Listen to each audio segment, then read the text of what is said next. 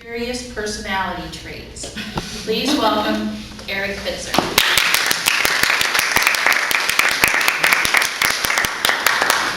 Thank you, Madam Toastmaster. Welcome to our guests, Valerie and Marianne, and fellow Toastmasters. It's really great to be here today.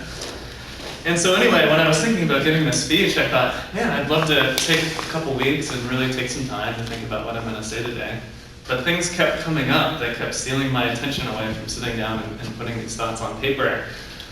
Things like the Olympics and watching Michael Phelps and his great achievement recently has been taking a lot of time. And I'm traveling to Guatemala tomorrow, and so I've been doing a lot of reading to plan for that trip and to get ready for that. And so that's taken a lot of my time. And I'm also dog sitting for a friend of a friend, and they have an in-ground pool in the backyard. And so, of course, with this great weather we've been having, I've been hanging out with my friends at the pool. And so can you really blame me that I haven't had a lot of time to sit down and think about what I'm going to say today?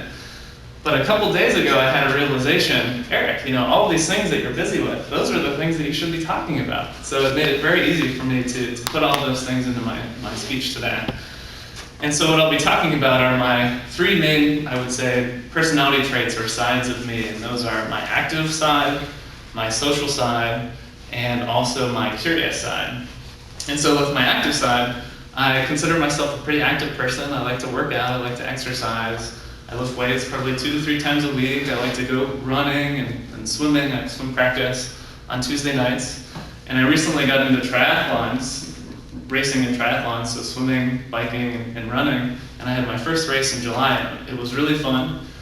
It was really challenging to be in the swim and be in the water with all those other people, and then running up the hill to get to my bike, and then riding on my bike for like 45 minutes. And then getting off the bike and getting it out on the run and trying to make it to the finish line. And I realized I need to do more running, so that was the conclusion. And so with doing these triathlons and the active things that I do, I think that I get this active side from my mom. She's a high school counselor, and whenever she comes home from work, she doesn't sit down, she doesn't relax, she's automatically in the kitchen doing something or doing something around the house or outside. She's just a very active woman. And so I'd like to say I would like to think that I get some of that from my mom's side of the family. And so with doing these triathlons, I've had to get into a new sport with cycling. And I was able to buy some equipment, a bike on Craigslist, if you guys have ever done anything on Craigslist. And I got a pretty good deal, and so I didn't spend a whole lot of money, and it's been really fun to get out and do cycling. And I think one of the best parts of the sport is it's a really social sport, because you get to ride in a group with people, you can chat with them while you're cycling on the road. It's really pretty to see the scenery. And then when you're done cycling, you get to hang out and grab a bite to eat with everybody to fill your bellies from all the work that you did. So it's really fun. And so that leads me into the second aspect of myself, which is my social self. And I would say that I'm a pretty social person. I like to hang out with friends. I like to obviously hang out at the pool with friends. But I'll do coffee or a meal with friends, either staying in or going out. And I like doing events in Columbus, like Gallery Hop downtown is one of my favorite things to do on the first Saturday of the month. And I'm also involved in a couple groups around Columbus. One of them being Columbus Green Drinks, which is an environmental kind of awareness group that gets together at a drinking hole once a month. And there's usually a speaker that comes and talks about some environmental subject. Like we've had professors come and talk about how bicycling fits into city planning and how that works, or how to turn trash into usable household items, those kinds of things. And of course, they're at a drinking hole, so it's a little bit more fun to hang out with people there. And so in doing all these different events around Columbus, it comes from another aspect of myself, which is the curious side. I'm really an interested person in many different things. I like to do a lot of different things. I think it's really great to try new things. I consider Toastmasters as one of those.